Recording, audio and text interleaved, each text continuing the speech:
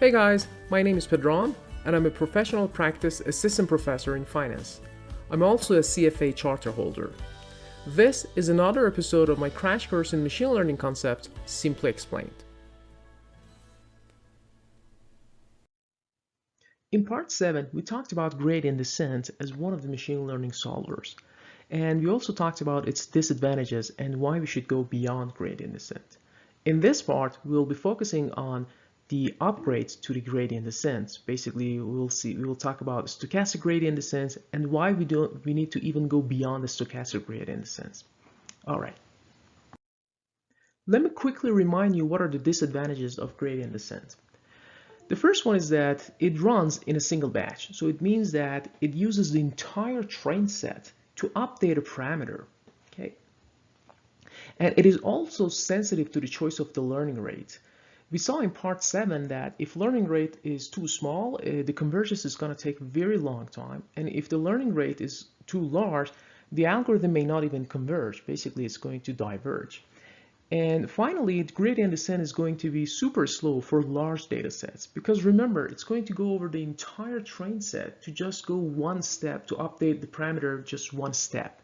Okay, so how can we get around this single batch problem of the gradient descent? The answer is using something called mini-batch stochastic gradient descent. And mini-batch stochastic gradient descent is a version of the algorithm that speeds up the computation by approximating the gradient. So we're not using the gradient itself, using the entire data set, calculating the gradient. We're going to approximate those gradients using smaller batches, right? A subset of the training data.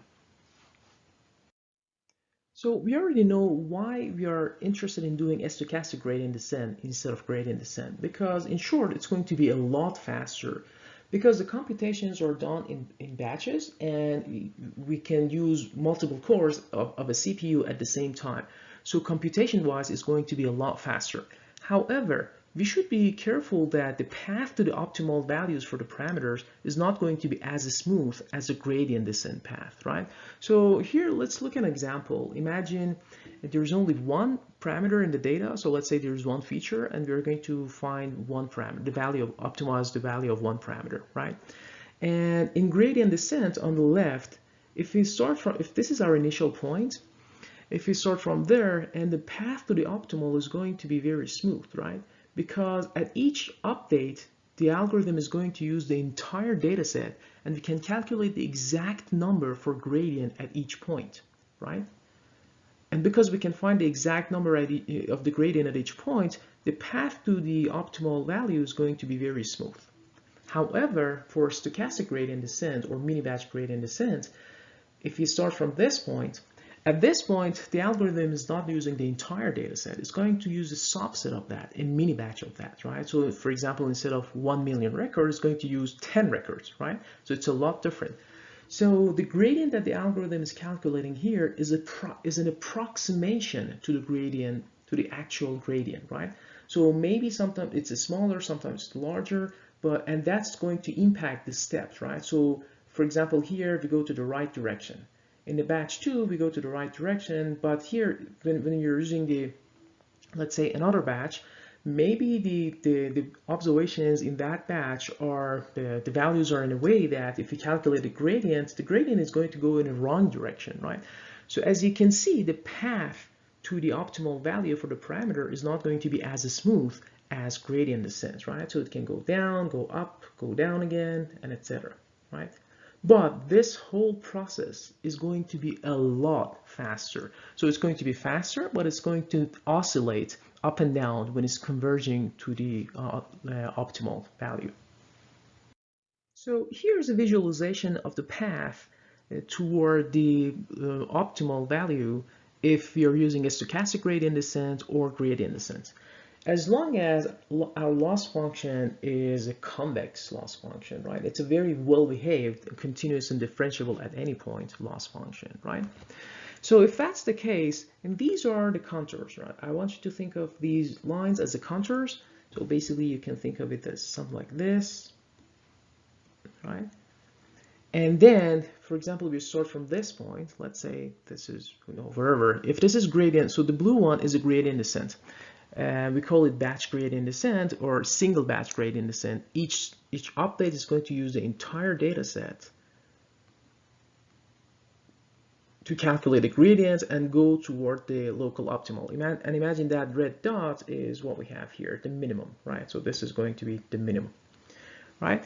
So as you can see here, the path toward the optimal is going to be very smooth when we have gradient descent. However, if you want to speed up the process and instead of using the entire data set, we want to use a subset of that, we can do mini batch gradient descent in green or a stochastic gradient descent in purple. So mini batch gradient descent is a gradient descent that we are not using the entire data set, but the batch size is also greater than 1 as well. So it's 2, 3, and up, and anything less than the entire data, the train set, right? A stochastic gradient descent is when the batch size is exactly equal to 1.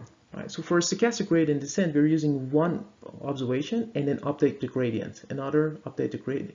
Update the parameters, and etc. etc. So for that reason, because the sample size in a stochastic gradient descent is for each step is very small, then the path is going to be very unsmooth, let's say, and it's going to oscillate toward the local or here in this case global optimal, right? So as long as, so I want you to remember, as long as our loss function is well behaved, all these methods are going to give us exactly the same answer because there is one global optimal. But the speed between them is going to be a lot different. So stochastic gradient descent is going to be faster than mini batch, and mini batch is going to be faster than batch gradient descent or gradient descent. Okay, now let's see why we need to go beyond the stochastic gradient descent itself, right? In order to answer that questions, we need to focus on disadvantages of the stochastic gradient descent. Well, this algorithm may get trapped in suboptimal local minima. And this happens when there is non-convex loss function, for example, right? So imagine this is our loss function. And as you can see, there's a local optimal here and a global optimal here. And if you start from, and if the algorithm starts from here, it's going to end up in this local optimal without exploring the global optimal, right? So this is one disadvantage, and it happens when your loss function is non-convex. In machine learning algorithm, most of the time, if there's a loss function, the loss function is going to be well behaved and basically convex. So this is a problem for deep learning models, basically the neural networks, when your loss function can be, the shape can be something like saddle point, right? And for that reason, the stochastic gradient descent is going to get stuck in that saddle point. And here is the shape of that non-convex loss function, right? Basically here, stochastic gradient descent is going to either get stuck here or become very, very slow around that point. Okay. Another disadvantage of a stochastic gradient descent is that the algorithm is using the same learning rate, same alpha at each steps when it applies. Same alpha is going to be applied to all the parameter updates, right? And down the road, we're going to see that the updated versions of the stochastic gradient descents are using adaptive alphas, and it's going to help us to speed up the entire process a lot more and also help us to get rid of those local optimals, right? So what are these updates of the stochastic gradient descents? So in this part, I'm going to cover momentum, Adagrad, and Atom. There are lots of other the upgrades, algorithm upgrades out there that we can use, but these are the main ones that it's used in practice. And specifically Atom, many practitioners and academic researchers have used Atom, and they've reported that this optimizer, this solver, is maybe the most stable one out there, at least as of today. Okay, now let me give you the big picture of these three solvers without going over the mathematical details, starting with the momentum. So momentum is a method that helps accelerate stochastic gradient descent in a relevant direction, and for that reason it's going to dampen oscillations. So essentially the momentum is like this. When you're using momentum, it's as if you're pushing a ball down a hill, right? The ball accumulates momentum as it's rolled down, right? And it's going to become faster and faster on the way. Basically, in momentum, the algorithm looks at the history of the slopes and incorporate those slopes, those gradients in the solver, right? So we remember how a stochastic gradient descent look like, the path to the optimal, let's say, local minimum. And we said for gradient descent, it's going to be smooth. For stochastic gradient descent, it's going to be the oscillating up and down because at each point we're using, let's say, one observation or a mini batch. And these numbers at each point, the numbers are going to be approximate number for the gradient descent, right? So for that reason, it's going to go up and down.